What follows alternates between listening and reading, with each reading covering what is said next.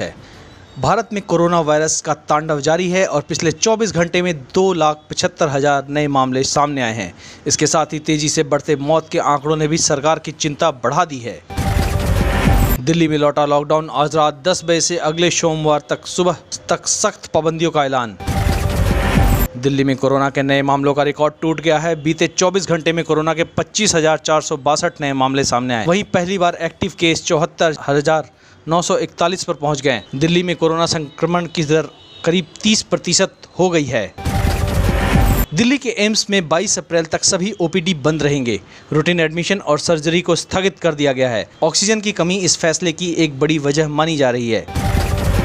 दिल्ली के सीएम अरविंद केजरीवाल ने प्रवासी मजदूरों से वापस न लौटने की अपील की है। सीएम ने कहा कि यहां पर सरकार उनकी सभी ज़रूरतों का ध्यान रखेगी।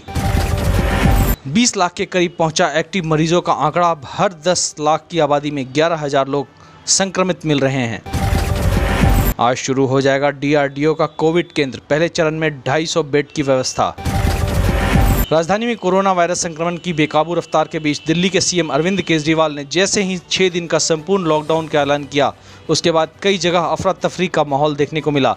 संक्रमण की चेन तोड़ने के लिए लिए गए इस फैसले के बाद दिल्ली में शराब की दुकानों पर लोगों की भारी भीड़ देखी गई है।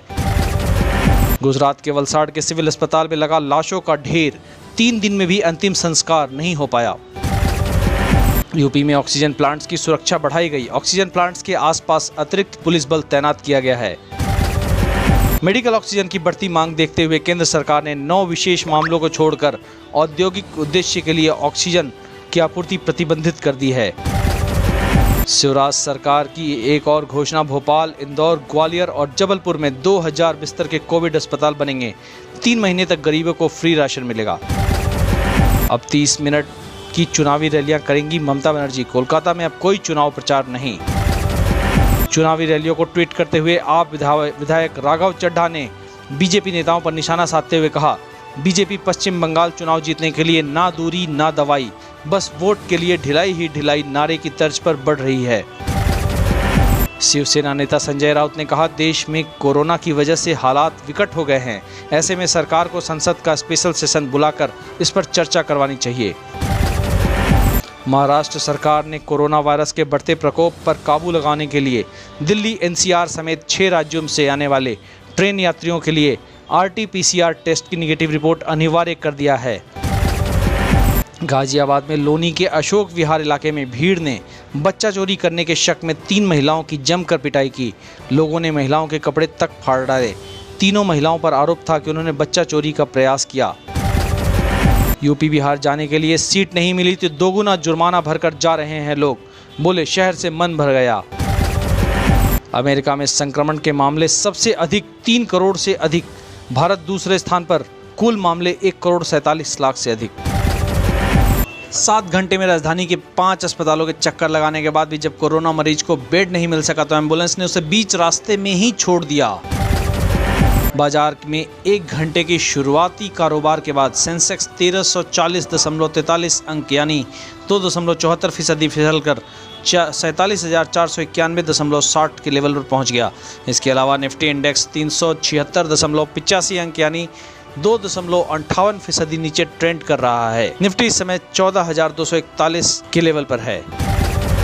पेट्रोल के दामों में 20 रुपये 82 पैसे की बढ़ोतरी दर्ज की गई है। कोरोना वायरस के इस दौर में लोग पेट्रोल की बढ़ी कीमतों से परेशान हैं। ऐसे में 25 मार्च 2020 से आज की तारीख में पेट्रोल के दाम 20 रुपये 82 पैसे की बढ़ोतरी हो चुकी है।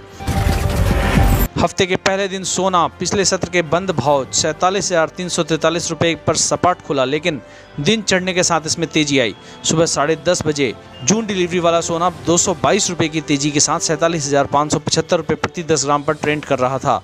सुबह के सत्र में इसने 47,344 रुपये का न्यूनतम और 47,575 रुपये का अधिकतम स्तर छू लिया। देश में कोरोना की स्थिति बेहद खराब है और मनोरंजन जगत से भी सितारों के संक्रमित होने की खबर आ रही है। वहीं शक्तिमान शो के मशहूर अभिनेता मुकेश खन्ना के बड़े भाई सतीश खन्ना का निधन हो गया। सतीश खन्ना का कोरोना संक्रमण से जुड़ी परेशानियों के बाद आए हार्ट अटैक से निधन हो गया। वो 84 साल के थे। स्वरा भास्कर के घर भी कोरोना ने दस्तक दे दी है। हालांकि स्वरा को कोरोना नहीं हुआ, लेकिन उनकी मां और कुक दोनों कोरोना पॉजिटिव पाए गए हैं। बॉलीवुड में चंद फिल्मों से अपनी पहचान बनाने वाली एक्ट्रेस प्राची देसाई एक बार फिर सुर्खियों में हैं। उन्होंने एक बार फिर अपने बयान के जरिए बॉलीवुड के डार्क फेस से मुखौटा हटाया है। प्राची देसाई ने खुलासा किया कि वह भी बॉलीवुड में कास्टिंग काउच का शिकार हो चुकी हैं। संगीतकार नदीम श्रवण जोड़ी फ्रेम श्रवण राठौड़ को अस्पताल में भर्ती कराया गया। खबर है कि श्रवण राठौड़ कोरोना वायरस से संक्रमित हैं। उन्हें इलाज के लिए मुंबई के SL रहेजा अस्पताल में दाखिल कराया गया है। उनकी हालत गंभीर बताई जा रही है। कोरोना के अलावा अन्य बीमारियां होने के चलते उनकी हालत इस वक्त नाजुक बनी है। अर्जुन रामपाल के बाद अब समीरा रेड्डी भी आई कोरोना वायरस की चपेट में। एक्ट्रेस ने खुद को किया क्वारंटीन। एक्ट्रेस रेणुका शहाणे और उनको दोनों बच्चे भी कोरोना संक्रमित पाए गए हैं। कुछ दिनों पहले ही अभिनेता और उनके पति आशुतोष राणा की रिपोर्ट भी पॉजिटिव आई थी।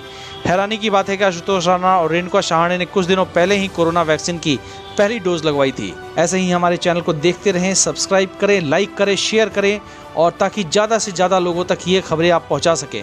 और आपके पास कोई ऐसी खबर हो जो हम अपने बुलेटिन में शामिल कर सकें, हमसे ज़रूर साझा करें।